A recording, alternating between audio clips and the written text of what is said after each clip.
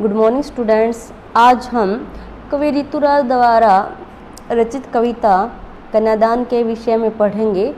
उसकी कविता हम पढ़ चुके हैं, लेकिन आज हम उसके क्वेश्चन आंसर को समझेंगे।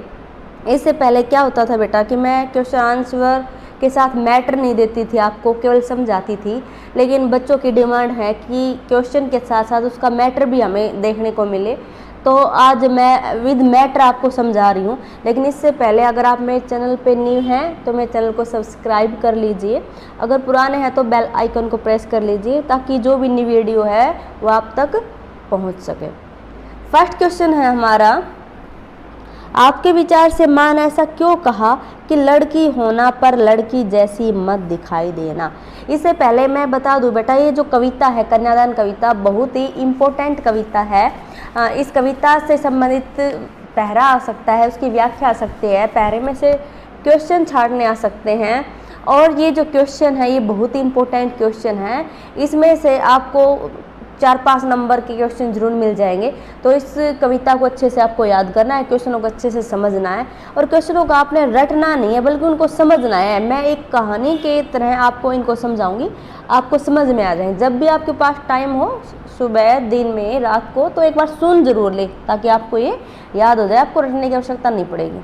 ठीक है। फर्स्ट क्वेश्चन, आपके विचार से माँ ने ऐसा क्यों कहा कि लड़की होना पर लड़की जैसी मत दिखाई देना।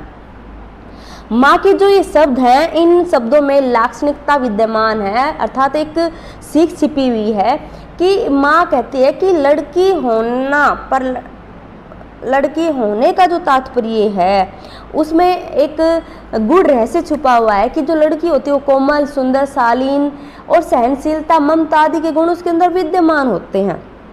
और उसके इन्हीं गुणों के कारण ही परिवार बनता है और समाज का विकास होता है। माँ के इस कथन के अनुसार इन गुणों का होना एक लड़की के अंदर बहुत ही आवश्यक होता है, किंतु साथ साथ वो माँ अपनी बेटी को एक सीख दे रही है, एक शिक्षा दे रही है कि बेटी तुम्हें लड़की जैसी तो होना, मगर लड़की जैसे दिखाई मत देना।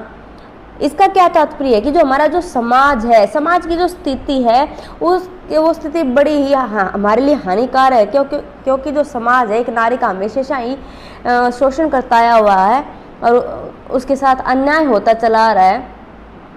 उसमें सचेतता और जो सजगता आदि गुण एक लड़की के अंदर होना जरूरी है। और कवि कहता है कि लड़की को डरपोक नहीं होना चाहिए।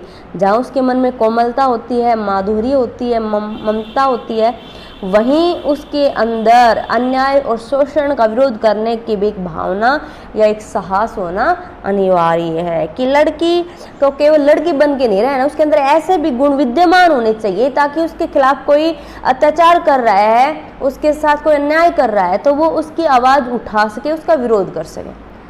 सेकंड क्वेश्चन बेटा, ये क्वेश्चन बहुत ही इंपॉर्टेंट क्वेश्चन आपका। आग रोटियां सेकने के लिए है, जलने के लिए नहीं। इसमें जो फर्स्ट क्वेश्चन बनता है कि इन पंक्तियों में समाज में स्त्री की किस स्थिति की ओर संकेत किया गया है।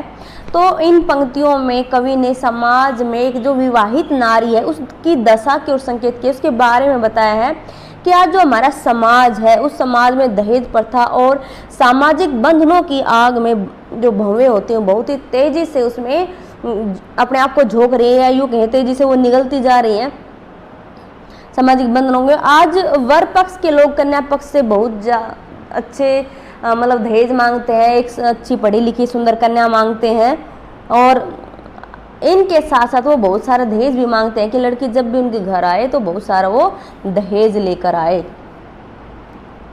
यदि वो दहेज नहीं लाती है तो उसके शेष जो गुण है वो नैगण्य का मतलब है वो न के बराबर होते हैं। तो दहेज न मिलने पर बहू के साथ बहुत ही बुरा व्यवहार किया जाता है और उसे हर प्रकार से तंग किया जाता है। इतना ही नहीं, लोभ के चंगुल में जो फंसे लोग हैं अपनी बहू को आग में भी धकेल देते, उसे जलाने से भी वो डरते नहीं हैं। फिर आग में जलकर मरने के लिए एक लड़की को विवश कर देते हैं। कवि ने नारी जीवन की इसी सच्चाई को यहाँ पर उजागर किया है, इसी यथार्थ की ओर कवि ने संकेत किया है कि नारी की यह दशा बहुत ही शोचनीय है एवं दयनीय है। और कवि ने नारी को इस दशा के प्रति ही सचेत किया है, उसे जागरूक रहने की शिक्षा दी है। सेकंड क्वेश्चन देखिए कि माँ ने बेटी को सचेत करना जरूरी क्यों समझा। माँ ने बेटी को सचेत करना जरूरी इसलिए समझा क्योंकि वह भी अनेक अन्य बहुओं की भांति आग में अपना जीवन न खो दे। वो अपनी बेटी को एक सीख दे रही है, वो उसको बचाना चाहती है और वो उसे कहती है कि तू कभी कमज़ोर मत बनना। उसे किसी भी अवस्था में कमज़ोर नहीं बनना चाहिए, अपनी बेटी को सीख दे रही है। और उसे जो कष्ट पहुंचाने वाले हैं और जो उसका शोषण करने वाले हैं उनके सामने तो उसको कभी झुकना ही नहीं है, क्योंकि जो कोमलता होता है वो एक नारी का बहुत ही महान गुण होता है। किंतु आज की परिस्थितियों में कोमल न बनना है बल्कि मजबूत बनना है। और इस जो कविता है, इस कविता में भी एक लड़की को मजबूत रहने की शिक्षा दी गई है ताकि वे किसी भी जो विकट स्थिति है, जो कठिन स्थिति है, उससे वो बचकर रहे, उसका वो सामना कर सके। नेक्स्ट क्वेश्चन है, पाठिका थी वे धुंधले प्रकाश की, कुछ तुकों और कुछ लयबद्ध पंक्तियों की। इन पंक्तियों को पढ़कर लड़की की जो छवि आपके सामने उभर कर आ रही है उसे शब्दबद्ध कीजिए। शब्दबद्ध का मतलब होता है अपने शब्दों में लिखना उसको। तो जो लड़कियां होती हैं उनका स्वभाव बहुत ही सरल होता है और वे छल कपटपूर्ण व्यवहार को तो जानती ही नहीं होती हैं, अर्थात उनका जो व्यवहार होता है बहुत ही सीधा साधा होता है, सहज होता है। वे समाज के अनुभव से भी अनभिज्ञ होती हैं। उनको अनभिज्ञ का मतलब उनको ज्ञान नहीं होता, पता नहीं होता है। समाज में आज जो कुछ हो रहा है उसके प्रति उन्हें सचेत करना ही लेखक का एक परम लक्ष्य है, परम कर्तव्य है। नेक्स्ट जो क्वेश्चन है, माँ को अपनी बेटी अंतिम पूंजी क्यों लगी। बहुत ही इंपॉर्टेंट क्वेश्चन है बेटा, ये बहुत बार आ चुका है। ये माँ को अपनी बेटी सच्ची सहेली की भांति लगती है क्योंकि माँ और बेटी साथ रहती हैं, क्योंकि एक बेटी अपने माँ के हर दुख और हर सुख में उसके साथ होती है। माँ बेटी के साथ हर प्रकार से बात कर लेती है, अपने दुखों को बांट लेती हैं और बेटी माँ को अच्छी सलाह देती है और उसके हर काम में उसका हाथ भी बटाती है। इसलिए बेटी जो है माँ की एक मात्र पूंजी है जो विवाह के पश्चात अपने ससुराल चली जाती है और उसके बाद उसकी जो माँ है वो अकेली पड़ जाती है। इसलिए जो कवि है उसने माँ को अपनी बेटी अंतिम पूंजी ही लग रही है, ऐसा कहा है। नेक्स्ट क्वेश्चन है कि माँ ने बेटी को क्या सीख दी या क्या क्या सीख दी। ये क्वेश्चन बहुत बार पूछा गया है एग्जाम में कि माँ ने बेटी को सीख देते हुए कहा कि उसे अपनी सुंदरता पर कभी घमंड नहीं करना है, कभी प्रशंसा नहीं करनी है, क्योंकि वह उसकी कमजोरी न बन जाए। क्योंकि अगर वो उसकी कमजोरी बनेगी वो चीज़ें तो दूसरे जो लोग हैं उसका लाभ उठाएंगे।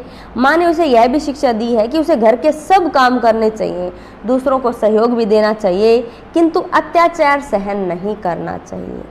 माँ ने बेटी को समझाते हुए कहा कि जो वस्त्र होते हैं और जो आभूषण होते हैं उनको अपनी स्वतंत्रता का गला नहीं घोटने देना है, क्योंकि एक लड़की होती है उसे वस्त्र और आभूषण बहुत प्रिय होते हैं और अपने व्यक्तित्व की पहचान उसको सदा बनाकर रखनी होती है।